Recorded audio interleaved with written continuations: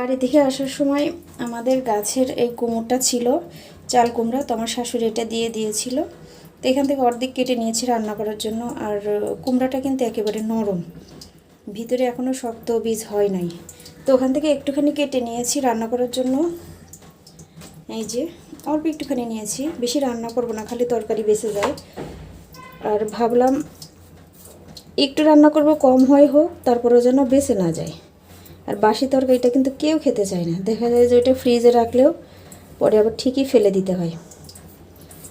অল্প অল্প করে রান্না করব, টাটকা টাটকা খাবো। আর কুমড়াটা কিন্তু একবারে নরম।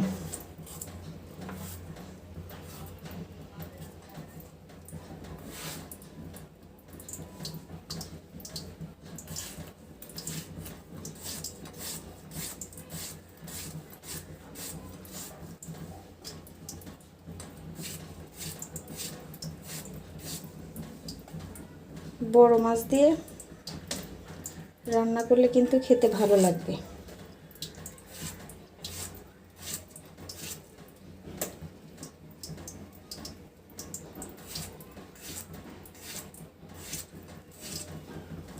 হয়ে গেছে।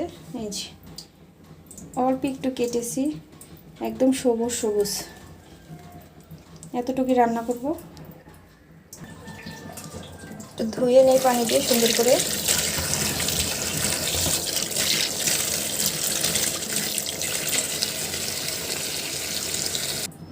এখানে মাছটা ধুয়ে পরিষ্কার করে নিয়েছি। তো এর ভিতরে দিয়ে দিচ্ছি হলুদের গুঁড়ো, দিয়ে দিচ্ছি মরিচের গুঁড়ো,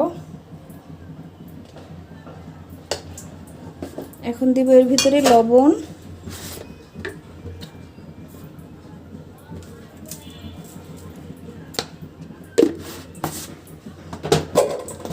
আর দিয়ে দিবে একটুখানি রসুন বাটা এবং জিরা বাটা। রসুন আর জিরা বাটা দিলে কিন্তু মাছটা খেতে ভালো লাগবে। আর অল্প একটু দিয়ে দিচ্ছি আদা বাটা।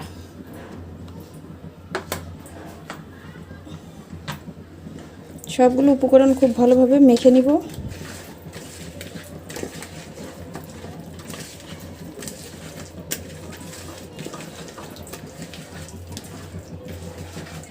মাছটা খুব ভালোভাবে মশলার সঙ্গে মাখিয়ে নিব।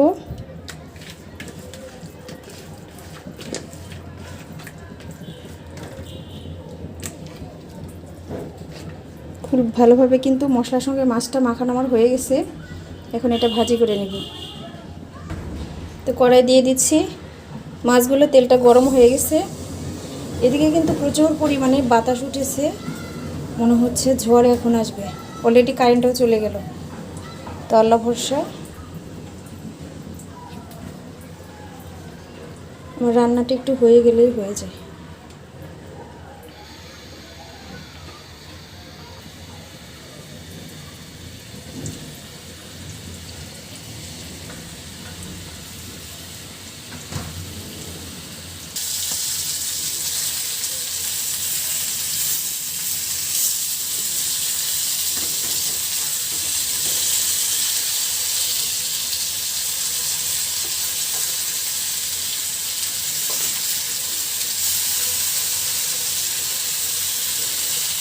যখন জোরে জোরে বিদ্যুৎ চমকায় আমার অনেক ভয় লাগে।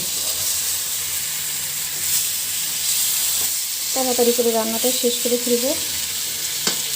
মাছটা উল্টানো শেষ, পাতিলটা বসিয়ে দিলাম। তো দিয়ে দিচ্ছি এর ভিতরে পেঁয়াজ কাঁচামরিচ,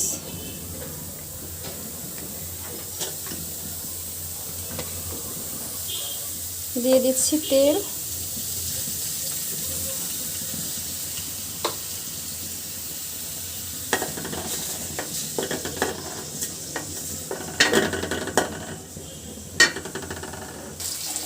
কারেন্টটা চলে এসেছে। তো একটা তেজপাতা দিলাম সুন্দর একটা ফ্লেভারের জন্য।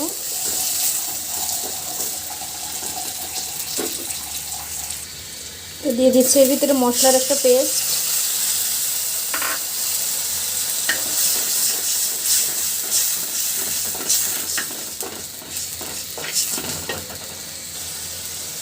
মশলাটা কিন্তু সুন্দরভাবে কষানো হয়ে গেছে। তো দিয়ে দিচ্ছি এর ভিতরে কেটে রাখা সবজিটা। মশলার সঙ্গে সবজিটা খুব ভালো করে মিশিয়ে নিব।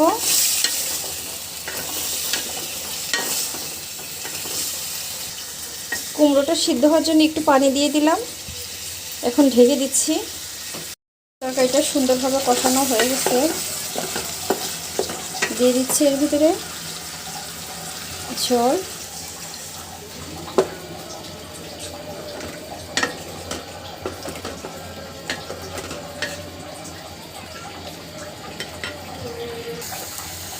দিয়ে দিচ্ছি এর ভিতরে মাছগুলো।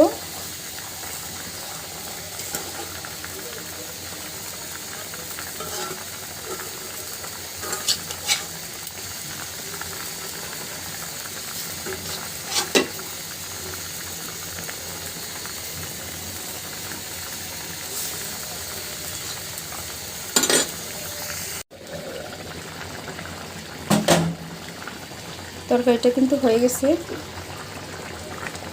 ঝোল ঝোলই রাখবো।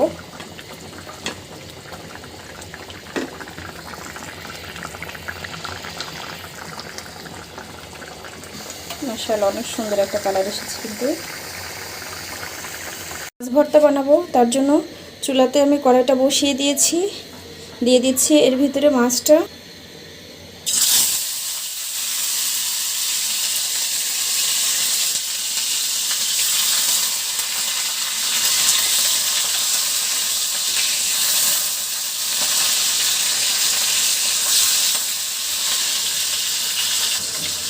দিয়ে দিচ্ছি এর ভিতরে পেঁয়াজ কুচি।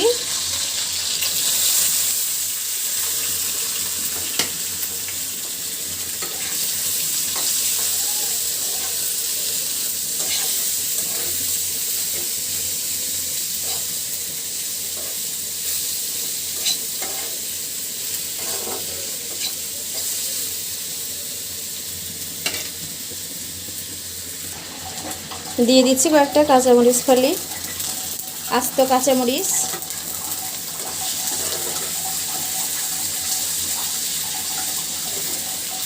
মাছটা এভাবে ভেঙে দিব।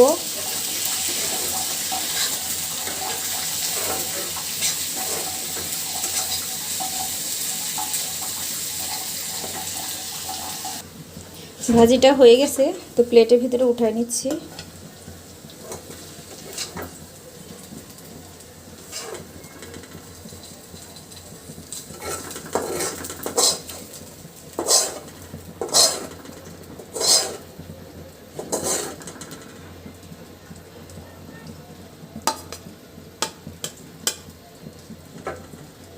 মাছ ভাজি ভর্তার জন্য মাছ ভাজিটা রেডি। তো এখন ভর্তা বানাই নিব। কাঁচামরিচগুলো এখান থেকে আলাদা করে নিচ্ছি।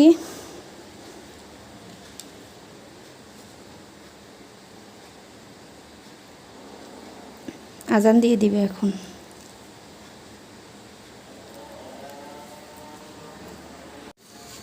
মাছের কাঁটাটা কিন্তু আমার বাছা শেষ, তারপরেও কিন্তু দুই একটা থেকে যায়।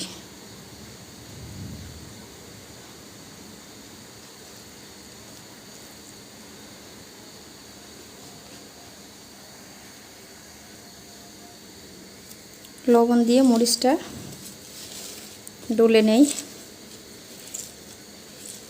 গরম ভাতের সাথে মাছ ভর্তা, বড় মাছের ঝোল থাকলে কিন্তু অনায়াসে এক প্লেট ভাত খাওয়া যায়।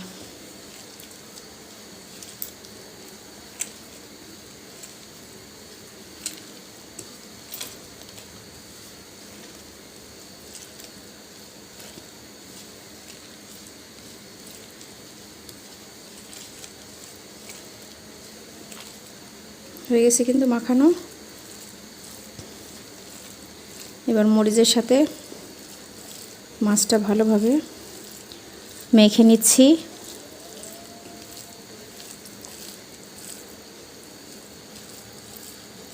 আমার হাজব্যান্ড হলো ভর্তা লাভার। যাই থাকুক না কেন, যদি গরুর মাংস থাকে তার সাথেও তার মানে ভর্তা লাগবে। যেটাই থাকুক না কেন, সে এতটাই ভর্তা প্রিয়।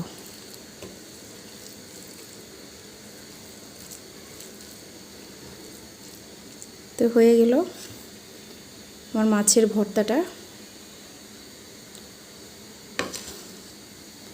চাইলে কিন্তু আপনারা এভাবে ভর্তা বানিয়ে খেতে পারেন। হাতের কাছে যদি টাকি মাছ না থাকে, ফ্রিজে রাখা যে কোনো মাছ দিয়ে এভাবে ভর্তা বানিয়ে খেতে পারেন। খেতে কিন্তু অনেক অনেক মজা লাগে।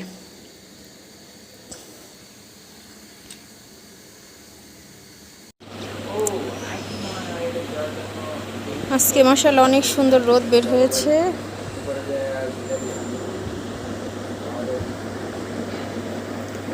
জুম্মার নামাজ কিন্তু শেষ।